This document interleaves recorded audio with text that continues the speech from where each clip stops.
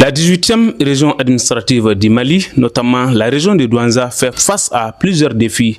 On peut en citer les défis liés à l'insécurité, au développement. Raison pour laquelle les filles et les fils de cette jeune région se mobilisent autour d'un idéal pour relever ces défis. Parmi ces fils, nous rencontrons aujourd'hui un Babao. L'homme, ce que nous sommes, est un spécialiste en gestion des projets de développement. Il a travaillé pour la santé, l'éducation. Il a été coordinateur à Mopti d'une ONG canadienne appelée ceci. Il a également travaillé au compte de plusieurs ministères. On peut en citer le ministère de la Santé, le ministère de l'Éducation, le ministère du Développement social ainsi que le ministère de l'Agriculture. Actuellement, il est coordonnateur de la cellule de l'ordinateur national du FED au sein du ministère des Affaires étrangères et de la coopération internationale. La personne qu'on rencontre aujourd'hui est également président de l'association pour le développement de la région de Douanza. Nous sommes chez M. Amadou Guiré Ongoïba. M. Amadou Guiré Ongoïba, bonsoir. Bonsoir, mon frère. Comment allez-vous? Dieu merci, alhamdulillah, je vais bien. J'espère que vous allez bien aussi. Oui, alhamdulillah. Nous vous remercions de nous accueillir chez vous ce soir. Soyez les bienvenus. Pour Doy, Guinée Doy. D'accord. Ça, c'est en Dogon. Oui. Merci. Merci, M. Amadou Guiré Ongoïba, de nous accueillir chez vous. Alors, mesdames et messieurs, vous êtes bien sûr sur Douanza Info. Nous sommes dimanche, le 22 juin 2025.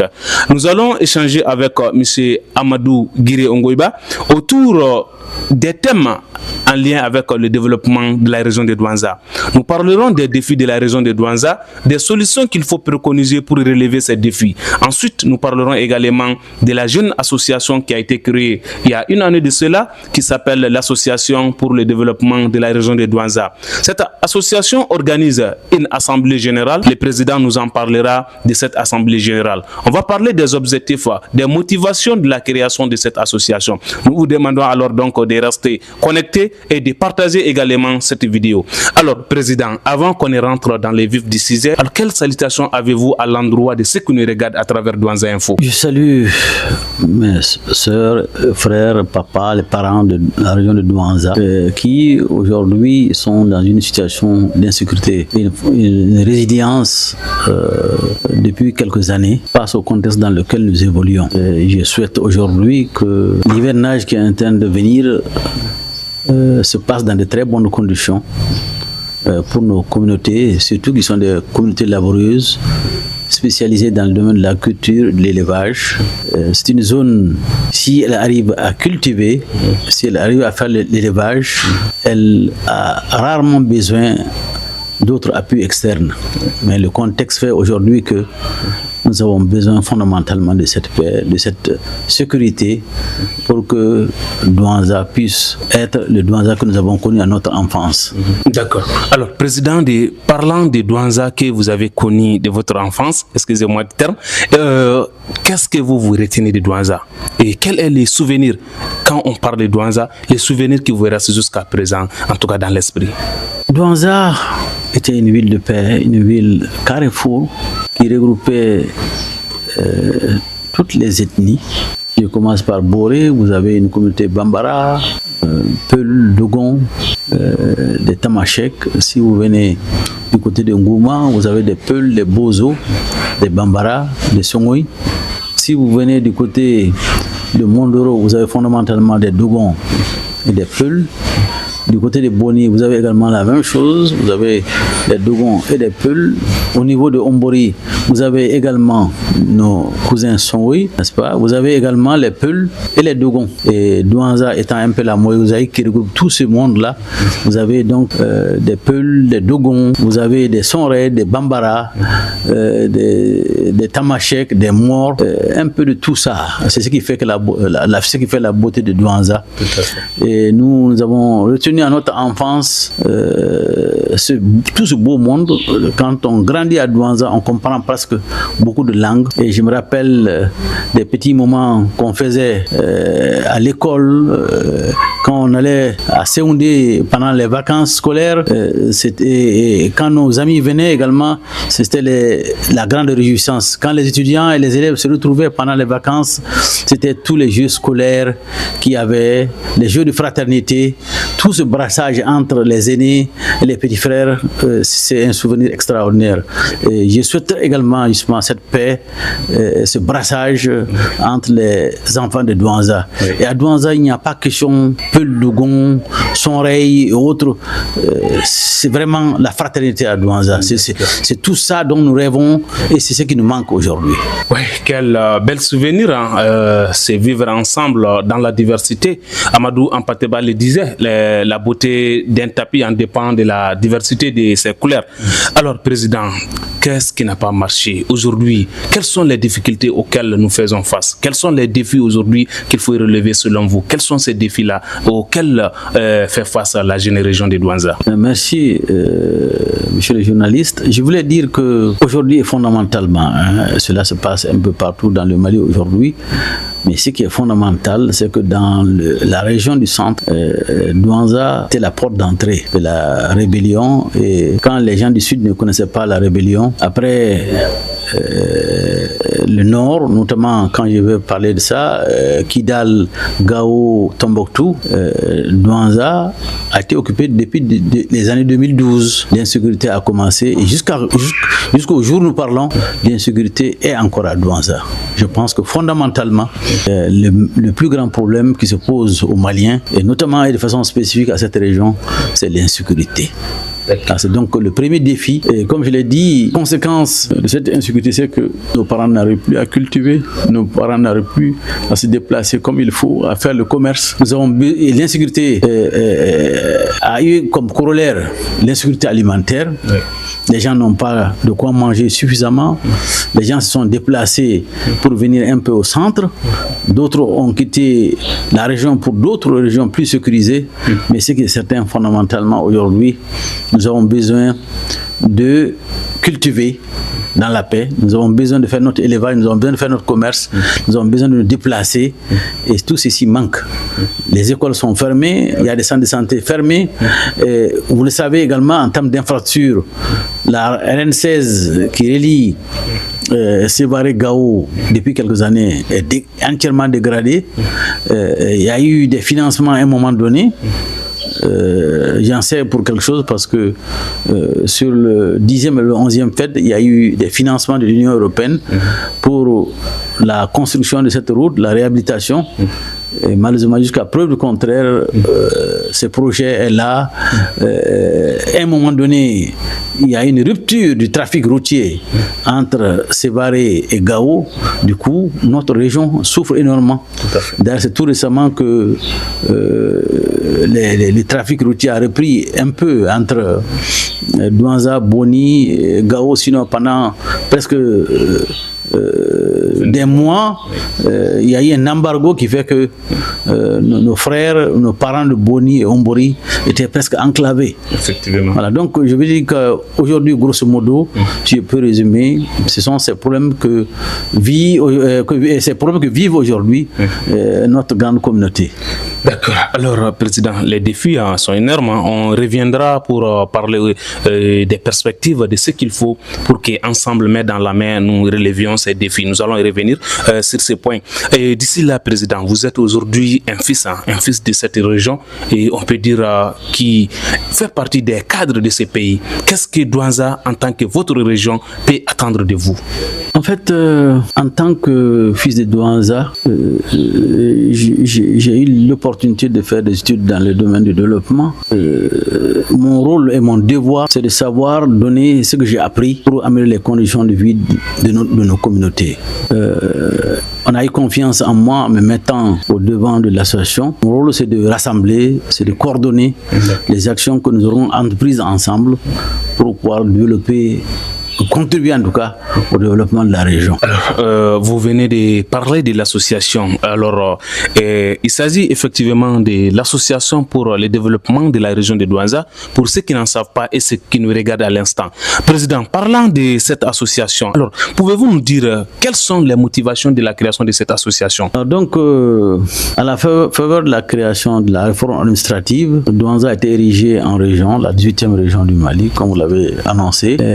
Nos parents qui vivent l'insécurité, qui vivent les problèmes, se sont rendus compte que le noyau des cadres de Douanza se trouve à Bamako, réside à Bamako.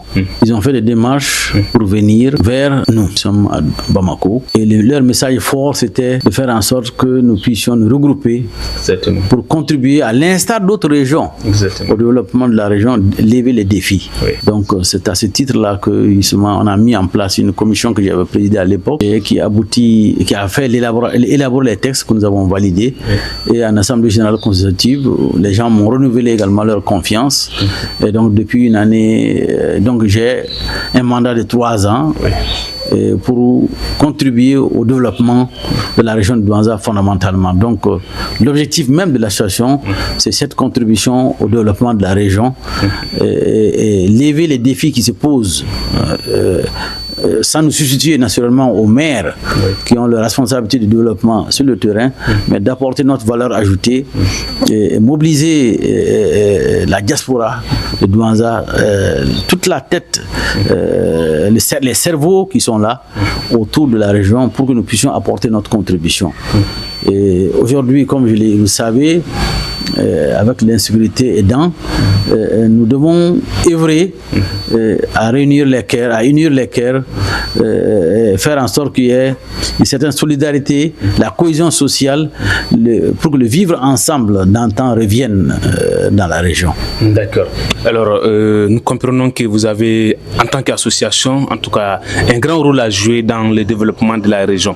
Et je me rappelle, il y a 2 ans, je peux dire, de cela, nous étions en tout cas une délégation dont j'ai accompagné, était venue à votre rencontre ici à Bamako. Alors, cela fait une année déjà que l'association est déjà mise en place en bonne et due forme, il faut le dire, parce que le récépissé est disponible, tout est là. Vous avez une année d'existence, Président. Qu'est-ce qu'on peut retenir de l'association à une année d'existence déjà?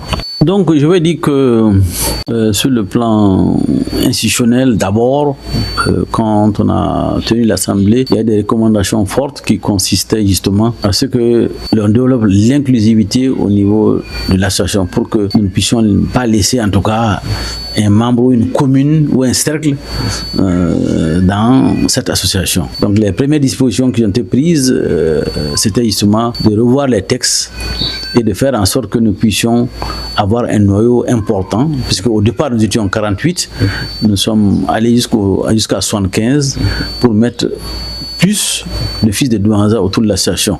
Et c'est ce que nous avons fait. Nous avons également œuvré dans les démarches pour l'obtention du récépissé que nous avons communiqué au journal officiel. Alors donc ensuite nous avons communiqué avec les associations sœurs et l'administration pour annoncer notre existence et ouvrir la collaboration à tous ces partenaires-là, certains partenaires techniques et financiers. Nous sommes également attelés à faire un plan d'action triennal pour voir dans quelle mesure on peut d'abord renforcer la gouvernance, le renforcement des capacités de notre structure elle-même et contribuer au développement de la région. Et aujourd'hui, nous avons mené des activités de plaidoyer. Par exemple, quand il y a eu des actions en faveur des sinistrés, vous vous rappelez l'année dernière qu'il y a eu une inondation forte, nous avons œuvré avec nos partenaires à aider nos communautés dans ce domaine-là. Et nous avons œuvré également par rapport au problème de l'électrification de la région de Douanza. Et sur le plan de la sécurité alimentaire, également nous avons mené des actions de plaidoyer auprès du commissariat de la sécurité alimentaire pour que les gens puissent obtenir de quoi en tout cas se nourrir pendant la période de soudure et ceci font partie des éléments de notre plan d'action. Donc il est prévu également des actions spécifiques par rapport à chaque cercle, notamment la reprise de l'éducation, la santé, le fait de faire qu'on fasse un plaidoyer pour que notre route soit réhabilitée et notre souhait également que sur le plan des actions environnementales et de la santé, nous puissions également œuvrer dans ce domaine-là. D'accord. Ok, alors on peut dire que déjà c'est un bilan assez positif, hein, votre contribution pour la région de Douanza. Alors, Président, nous allons parler de l'Assemblée générale. Et d'ici là, nous saluons les hommes et les femmes qui composent cette association. Il faut le dire, l'inclusivité, nous en témoignons. Nous avons participé à 2 de vos assemblées générales et pour la mise en place, l'assemblée dont la délégation était arrivée, donc on peut dire aujourd'hui que cette association compose toutes les communes de la région et c'est le lieu de saluer les hommes et les femmes qui composent cette association. Alors n'oubliez pas de partager la vidéo. Vous êtes sur Douanza Info, partagez la vidéo. Si vous souhaitez qu'on échange sur le développement de la région, les questions d'actualité, en tout cas contactez-nous au 61 04 72 89. Président, nous allons maintenant parler de l'Assemblée générale en vue. Nous avons appris qu'une Assemblée générale s'organise au sein de l'association à la date du 28 juin. Alors, sur quoi portera cette Assemblée générale, Président? Comme vous le savez, hein, au plan statutaire, le texte prévoit justement que nous puissions tenir par an une Assemblée générale ordinaire et extraordinaire aux besoins. Dans le contexte actuel, malgré les difficultés que nous connaissons au sein de l'association, nous avons quand même réussi à tenir nos réunions ordinaires correctement, à parler des problèmes de Douanza. Et donc, en une année, par rapport aux défis qu'il y a au niveau de Douanza, ce serait fastidieux ou sinon, je veux dire, difficile de parler de beaucoup d'activités menées, mais c'est notre devoir de dire ce que nous avons pu faire en une année. Et ce rôle, donc, cette redevabilité vis-à-vis des gens qui ont eu confiance en nous, s'impose à nous. Donc nous comptons tenir l'Assemblée générale ordinaire statutaire le 28 juin, Inch'Allah, au niveau de la maison des aînés, pour informer nos parents de notre bilan annuel, des efforts que nous avons eu à fournir. En même temps, parler des difficultés que nous avons. Les gens ont souhaité qu'il y ait une certaine en allant jusqu'à 15. Mais je vous dis fondamentalement, aujourd'hui, quand nous tenons les réunions, les gens ne viennent pas plus de 25. Donc c'est presque le tiers. Ceci est un peu regrettable. J'ai suivi tout récemment à travers la plateforme de la région de Douanza. Les gens aiment parler de la région de Douanza. Mais si on nous donne l'opportunité de nous trouver à travers un cadre, c'était le lieu pour les gens et les autres à qui on a confiance, à qui on a eu confiance, de venir et de donner leurs idées, hein, et de critiquer et d'apporter leur valeur ajoutée, et d'ouvrir les problèmes de la région de Douanza à des partenaires qui peuvent nous aider. Tout à fait. Et malheureusement, comme je l'ai dit, c'est quand même regrettable, l'absentéisme est là. Et deuxième chose, parmi un peu les difficultés également de cette association, l'association ne peut pas vivre seulement qu'à travers le bureau exécutif au niveau national. Donc il faut une certaine implémentation du bureau au niveau des cercles, des arrondissements, dans d'autres villes du Mali, voire à l'extérieur. Donc nous souhaiterons à ce niveau-là qu'il y ait une certaine réflexion, que les gens nous apportent leur valeur ajoutée. Et comme je le disais, il faut qu'on se mobilise, qu'on apporte notre contribution en termes d'idées, en termes de mobilisation financière, n'est-ce pas, en termes de lobbying, hein, auprès des partenaires techniques et financiers. Les gens de Douanza, il y a beaucoup de cadres. Les gens sont un peu isolés. Il faut qu'on sache que nous avons besoin des idées de tout le monde. C'est ensemble qu'on peut contribuer fondamentalement et apporter une bonne contribution à la région de Douanza qui a tant besoin. Tout à fait. La région de Douanza a tant besoin de ses fils et chacun compte, ça il faut le dire. Alors Président, quel est le message que vous adressez à l'endroit des membres et des sympathisants de l'association par rapport à l'Assemblée générale du 28 juin? D'abord, j'aimerais remercier le noyau des membres du bureau qui composent aujourd'hui avec moi. Sans leur collaboration, le peu qu'on a pu faire, on ne l'aurait pas fait. C'est le lieu de saluer leur mérite. Et je les encourage, pas parce que c'est moi qui suis président, mais parce que les gens ont eu confiance et ils savent qu'ils peuvent apporter quelque chose. De l'autre côté, il y a des gens qui ont choisi la chaise vide.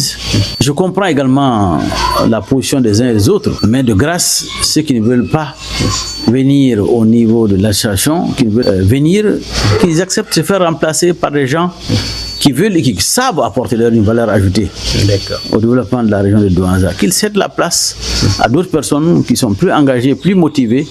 C'est que certains, on n'a pas 5 francs, hein, on apporte ici quelque chose, on ne vient pas pour faire un profit politique ou chercher de l'argent. Non, ce n'est pas le cas, on vient apporter quelque chose à Douanza. Donc si ceci est compris, à mon avis, ce serait une bonne chose. Ensuite, le message également, c'est de demander aux gens qui peuvent venir, qui se portent bien, de venir autour de nous, de nous critiquer, de nous dire ce qui a marché, ce qui n'a pas marché, ce qu'ils veulent qu'on fasse et qui nous apportent leur valeur ajoutée.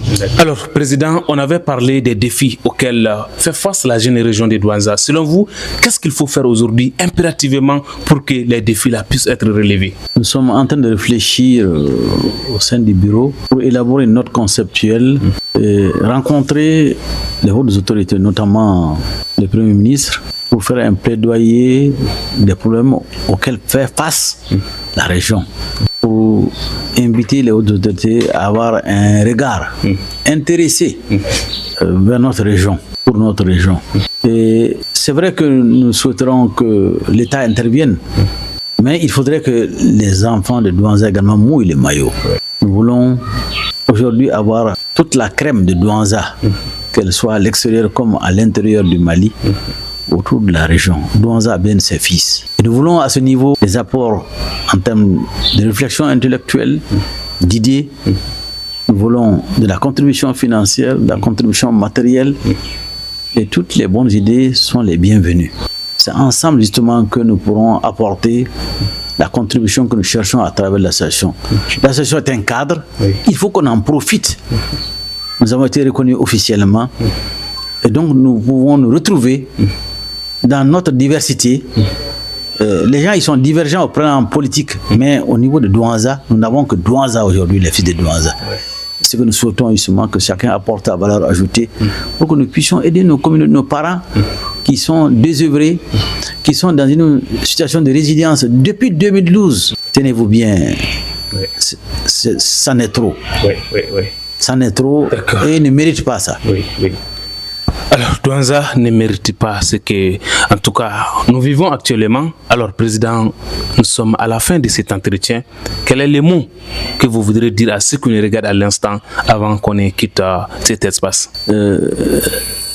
J'aimerais vraiment inviter mes tontons, mes frères, mes sœurs à venir à l'Assemblée générale. Nous, en termes de redevabilité, nous allons raconter aux gens ce que nous avons pu faire, notre vision, les perspectives que nous avons pour la région au cours de notre mandat, voire au-delà, puisque ce serait une continuité. Et c'est en venant autour de nous que les gens vont apporter leurs critiques. Tout à fait. Et les critiques, elles sont les bienvenues. Aucune œuvre humaine n'est parfaite. Nous avons fait ce que nous avons pu faire. Peut-être qu'il y a encore des éléments sur lesquels certains espèrent que l'on puisse s'apaisantir. Nous restons à l'écoute de tout le monde. Donc venez, prodiguez-nous vos conseils, nous en avons besoin. Et je souhaite prompt rétablissement aux malades et à nos parents, à nos défunts. Je prie pour le repos de leur âme. Qu'Allah subhanahu wa ta'ala leur donne le paradis Firdaus. Et je prie pour que cet hivernage qui est en train de venir soit vraiment, que se passe dans de très bonnes conditions pour nos gens. Les cultivateurs, les éleveurs, et tous ceux qui font également le commerce et les activités diverses. Alors, merci, Président. Alors, ce sont ces mots de prière qui mettent fin à cet entretien qu'on a eu avec un cadre ressortissant de la région de Douanza. Il s'agit donc de M. Amadou Guiré Ongoiba, avec qui nous avons échangé ici aujourd'hui à Bamako sur les questions de développement, les difficultés auxquelles font face la région de Douanza et également les perspectives qu'il faut en développer pour que la région de Douanza puisse se développer. Alors, nous avons également parlé de l'association pour le développement de la région de Douanza, dont l'Assemblée générale est prévue pour le 28 juin. Alors, mesdames et messieurs, nous vous l'avons dit, vous qui souhaitez qu'on échange autour du développement, autour des difficultés de la région, autour de l'actualité de la région de Douanza, ici à Bamako, il vous suffit juste de nous contacter au 61 04 72 89. C'était là l'entretien avec M. Amadou Ongoiba. Nous vous remercions de votre fidélité. D'ici là, prenez soin de vous et restez en bonne santé. Bye. Merci bien.